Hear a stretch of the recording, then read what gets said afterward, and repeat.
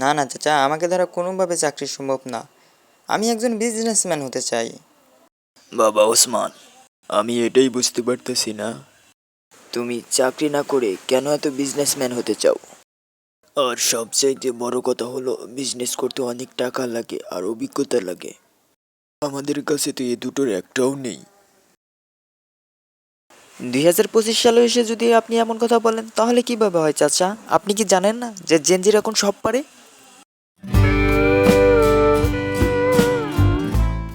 কি ব্যাপার ভাই, এত সকাল সকাল চাচা ভাতিজার মধ্যে কি নিয়ে আলোচনা হইতেছে? আর বললেন না ভাই, সকাল থেকে ওসমানি কেটেই বোঝানোর চেষ্টা করতেছি যে আমাদের গ্রামের যে জাফর আছে তার কাছে তো অনেক লোকই চাকরি করে। যদি তুমি চাও তাকে বলে তোমার একটা চাকরির ব্যবস্থা করে দিই। কিন্তু ওসমান এটাই শুনতেছে না, ওসমান নাকি বিজনেস করবে। ওসমান, তোমার চাচা কিন্তু একদম খারাপ কথা বলেনি।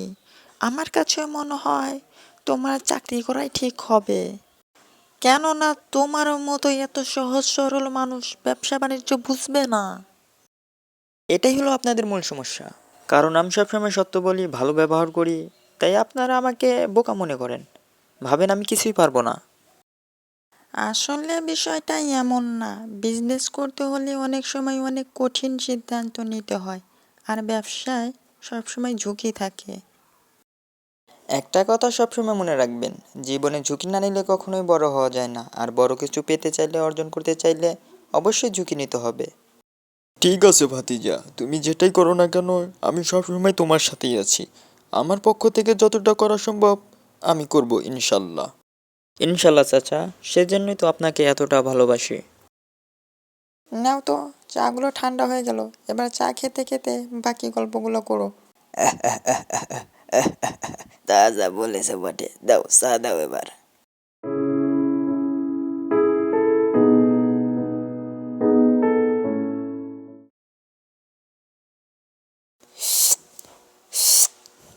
চাটা কিন্তু সত্যিই মজার হয়েছে।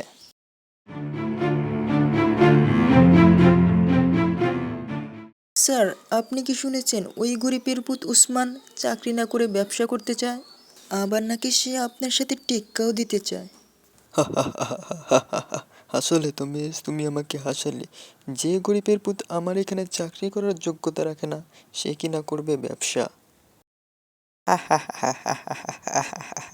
ঠিক বলছেন স্যার। শোনো তোমেজ, ব্যবসা করতে লাগে প্রচুর জ্ঞান শক্তি, এখানে আবার অনেক পলিটিক্যাল রাজনীতি ইস্যু থাকে। ব্যবসা এতটা সহজ নয়। আর ব্যবসার কথা বললেই যদি ব্যবসা হতো তাহলে পৃথিবীতে কেউ আর গরিব থাকতো না, সবাই ব্যবসায়ী হতো। তাই ওই গরিবের পুতের কথা আমার সামনে আর বলবে না। ঠিক আছে স্যার, ওই গরিবের পুত উসমানের কথা আপনার সামনে আর কখনো বলবো না। বন্ধু কারিম, দেখ, তুই শুধু আমাকে একটু সাপোর্ট করবি, জাস্ট এনাফ, এতটুকু করলেই হবে। তারপর যা কিছু করা লাগে সবই আমি করব। তোর মুখ থেকে বিজনেস আইডিয়াটা শুনে আমারও খুব ভালো লাগছে। যদি তোর পরিকল্পনা মোতাবেক কাজ করা যায় তাহলে বলতে পারি ভালো ধরনের একটি ইনকামের সুযোগ আমাদের সামনে আসবে। কিন্তু এখানে আবার কিন্তু এলো কোথা থেকে ভাই? কিন্তু তো আসবেই। তোর বিজনেস আইডিয়া অনুযায়ী এখানে প্রচুর টাকার প্রয়োজন, সেক্ষেত্রে আমাদের পকেট তো শূন্য। দেখ, তোদের টাকা পয়সা নিয়ে কিছুই ভাবতে হবে না। টাকা পয়সা যা লাগে আমি অ্যারেঞ্জ করব, তোরা শুধু আমাকে সাপোর্টটা দিবি। সেটা তো সব সময়ই থাকবে। হাসিনা দেশ থেকে পালানোর পর দেশটা কেমন জানি একটু নতুন রূপে ফিরে এসেছে। দ্রব্যমূল্যের দাম যেভাবে বৃদ্ধি পাইতেছিল সেটাও কিন্তু ধীরে ধীরে কমতে শুরু করেছে। মনে হয় তুমি আমাকে খোঁটা দিয়ে কথাগুলো বলতেছো।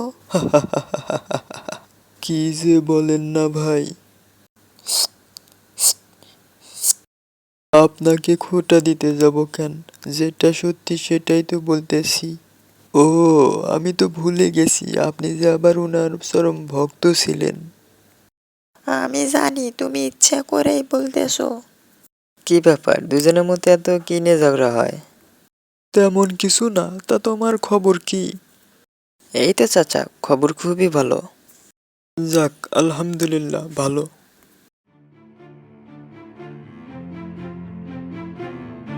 স্যার, ওসমান তো বাজিমাত করে ফেলতেছে স্যার। আর আমি যতটুকু জানতে পেরেছি তার বিজনেস আইডিয়া নাকি অনেক ভালো। আবার শুনেছি কয়েকটা কোম্পানির সাথেও কথা বলেছে, তাদেরও নাকি আইডিয়া পছন্দ। কি বলো তুমি? এসব কথা তুমি আমাকে আগে বলবা না? আচ্ছা যাই হোক, বাদ দাও। শুধু বিজনেস আইডিয়া থাকলেই হয় না, তার সাথে টাকাও লাগে। স্যার, আমি এটাও শুনেছি সে নাকি একটা ব্যাংকের সাথে তার বিজনেস আইডিয়া শেয়ার করেছে। ব্যাংকেরও বলে আইডিয়াটা পছন্দ হয়েছে এবং অনেক টাকা ঋণ দেওয়ার আশ্বাসও দিয়েছে। এসব কথা তুমি আমাকে এখন বলতেছো? কাজকর্ম সব শেষ করে ফেলেছে, তারপরে সে বলতেছো? তার আগে তো একটা কথাও বলতে পারলা না। স্যার, আসলে আমি জানতেই পারলাম কিছুক্ষণ আগে। আচ্ছা ঠিক আছে ঠিক আছে, তুমি কি জানো ওসমান কোন ব্যাংকের সাথে কথা বলেছে? জি স্যার, আমি এটা ভালোভাবে শুনেছি। সে বাংলাদেশ ইসলামী ব্যাংকের সাথে কথা বলেছে। আচ্ছা ঠিক আছে, আমি ব্যাংকের সাথে কথা বলে দেখি কিছু করতে পারি কিনা। আর এখন থেকে তুমি সব সময় ওসমানের দিকে নজর রাখবে, তার সব খবরাখবর আমার চাই। তোমরাও পারো না চাচা। বুড়ো হয়ে গেলে তাও তোমাদের ঝগড়া রসিকতা থামলো না।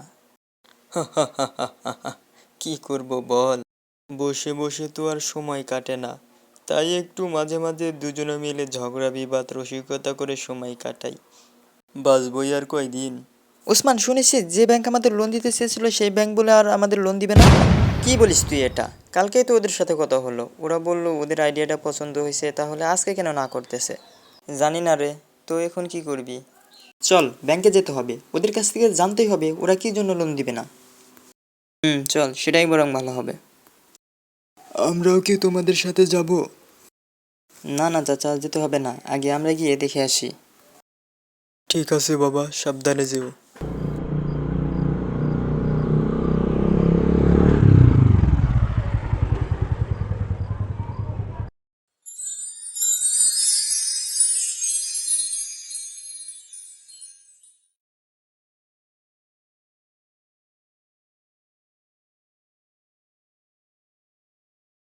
স্যার, আপনার জন্য একটা গুড নিউজ আছে। তো মেজ, তুমি আবার এখন কি গুড নিউজ নিয়ে আসলা? স্যার, ব্যাংক ওদের না করে দিয়েছে। আপনার কথা শুনে ওদের আর ব্যাংক ঋণ দিতে রাজি হয়নি। রিয়েলি? তুমি সত্যি বলতেছো? এত খুশির খবর! যাও, তোমার প্রমোশন এবার পাক্কা। থ্যাংক ইউ স্যার, আপনাকে অসংখ্য অসংখ্য ধন্যবাদ। আপনার জন্যই তো বউ সলপান নিয়ে খেয়ে বেঁচে আছি। বুঝতে পারছি, যাও এবার আরো খবর নিয়ে আসো, দেখি ওই গরিবের পুত উসমান এবার কি করে। স্যার, একটা প্রশ্ন জিজ্ঞাসা করি? একটা কেন, তুমি হাজারটা প্রশ্ন করতে পারো আজকে। স্যার, আপনি এমন কি করলেন যে ব্যাংক ঋণ দিতে রাজি হয়েও পরে আবার আপনার কথা শুনে ঋণ দিল না? শোনো তোমেজ, আমার সব জায়গায় লোক সেট করা আছে, তাদের শুধু ইশারা দেওয়ার ঠেকা, তারপর কাজ আপনা আপনি হয়ে যায়। আপনি একটা জিনিয়াস স্যার, আর ওই গরিবের উপর উসমানের খাওয়া পাচ্ছে নাকি আপনার বুদ্ধির সাথে পারা?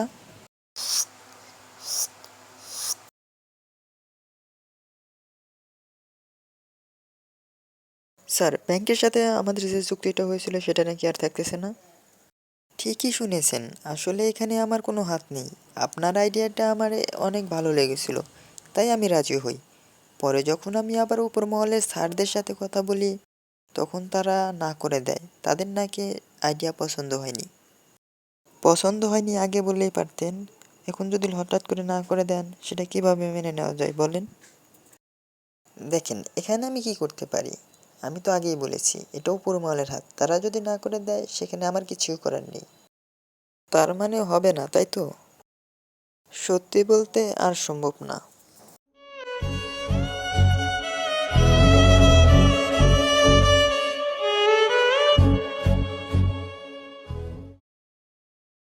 তুই এখানে?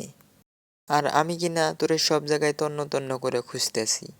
কেন, এখন আবার কি সমস্যা হলো? আচ্ছা, আমাদের যে ব্যাংক লোন দেয়নি কি জন্য সেটা কি তুই জানিস? সঠিক জানি না, তবে অনুমান করে বলতে পারি, আমার যদি আইডিয়া খুব একটা ভুল না হয়, এটা জাফরের কাজ। ঠিক ধরেছিস, আমি খুব কষ্টে জানতে পেরেছি এটা জাফরের কাজ। আচ্ছা, একটা প্রশ্নের উত্তর দিতে, তুই কেন জাফরকে দেখতে পারিস না, আর জাফরই কেন তোকে দেখতে পারে না? দেখ, জাফর কেন আমাকে দেখতে পারে না সেটা জাফরই জানে, কিন্তু আমি জাফরকে পছন্দ করি না, এর দুটো কারণ। নাম্বার ১, শুধু জাফর না, আসলে বড়লোকদের আমি দেখতে পারি না, এর কারণ বড়লোকেরা গরিবদের দাস মনে করে। আর নাম্বার ২, তাদের মধ্যে এক অহংকার কাজ করে, যেটা কিনা আমি একদমই সহ্য করতে পারি না। আসলে কারোর কাছে আমার মাথা নত করে থাকতে মন চায় না। সবই বুঝলাম, তাই এখন কি করবি? শোন, এখন থেকে যা করতে হবে ভেবে চিন্তে করতে হবে, গোপনে করতে হবে, কাউকে বুঝতে দেওয়া যাবে না, আর যেটা কিনা আমার আর তোর মাঝে শুধু থাকবে। আচ্ছা ঠিক আছে।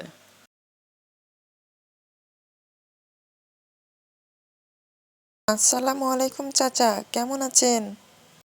ওয়ালাইকুম আসসালাম বাবা, আমি আল্লাহর রহমতে ভালো আছি। তা তোমার খবর কি? আমাদের খবর তো ভালোই। শুনলাম আপনার ভাতিজা নাকি বিজনেস আইডিয়া নিয়ে ঘুরতেছে কোম্পানি খোলার জন্য। তা তার কোম্পানি খোলা কত দূর হলো? চলতেছে টুকটাক করে, তবে টাকা নিয়ে একটু ঝামেলা হইতেছে। ঝামেলাটা মিটে গেলেই আবার নতুন করে কাজ শুরু হবে। তোমরা যে জায়গায় যাও না কেন টাকা ম্যানেজ করার জন্য, কোথাও পারবে না, কারণ আমাদের স্যারের হাত সব জায়গায় আছে। আচ্ছা ঠিক আছে চাচা, টাকা ম্যানেজ হইলে বললেন, আমরা এসে সাহায্য সহযোগিতা করবো নে। আচ্ছা ঠিক আছে বাবা। স্যার, আপনি কি দেখেছেন ওই গরিবের পুত ওসমান আপনার অফিসের পাশে ছোট একটা অফিস করে বসে আছে? তমেশ, আসার সময় তো দেখতেই পেলাম। দেখবাও এটাও কিছুদিন পর নাই হয়ে যাবে। আপনি কিন্তু একদম ঠিক বলেছেন স্যার।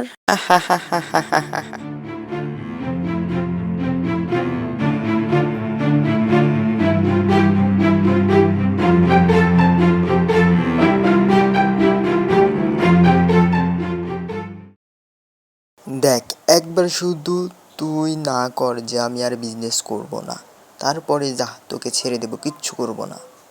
আমি আমার পরিকল্পনা থেকে এক পাও পিছু হব না। যদি তোদের সাহস থাকে বা দম থাকে, আমারে ঠেকায়া দেখা। উইয়া, ইয়া।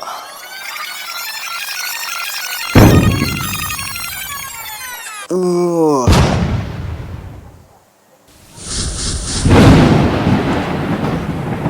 কি রে, তোদের এত তাড়াতাড়ি দম ফুরায় গেল? আর তোর বাপরে গিয়া বলিস যেন ওসমানকে ঠেকিয়ে দেখায়।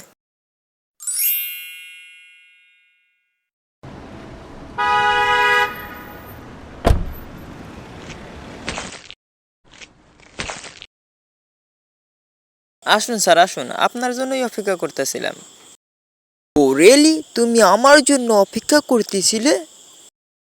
তা নয় তো কি স্যার, সেদিন যদি আপনার সাথে দেখা না হয়তো, আজ হয়তো এখানে আমি আসতেই পারতাম না। ওসমান, তোমার আইডিয়াটা আমার খুবই পছন্দ হয়েছে। তুমি চাইলে তোমার কাজ শুরু করতে পারো, যত টাকা পয়সা লাগে আমি দেব। ও হ্যাঁ হ্যাঁ, মনে পড়েছে, এটা কোনো বিষয় হলো নাকি, তুমি যে কি বলো না। ওসমান, আমাকে ক্ষমা করে দিস, আমি অনেক বড় ভুল করেছি, আমার এটা করা আসলে ঠিক হয়নি। যাই হোক, তুমি যে তোমার ভুলটা বুঝতে পেরেছে, এটাই অনেক কিছু। আপনি যেটা ভালো করতে পারেন, ভালো জানেন, সেটাই করবেন। আপনি আপনার গন্তব্যস্থলে হাঁটতে শুরু করুন। মনে রাখবেন, সফলতা কখনো হেঁটে এসে ধরা দেয় না, তার জন্য প্রচুর পরিশ্রম করতে হয়। আপনি আপনার যেটা পারেন সেটা নিয়ে পরিশ্রম করতে থাকুন, দেখবেন ইনশাল্লাহ আপনার সফলতা আপনার কাছে আসবে। কিন্তু হ্যাঁ, এর মধ্যে অনেক বিপদ আসবে, এগুলোকে উপেক্ষা করে আপনাকে আপনার গন্তব্যস্থলে হাঁটতেই হবে। ভিডিওটি ভালো লাগলে অবশ্যই একটা লাইক করবেন এবং চ্যানেলটিকে সাবস্ক্রাইব করবেন। অসংখ্য ধন্যবাদ আপনাদের সবাইকে ভিডিওটি পুরোপুরি দেখার জন্য।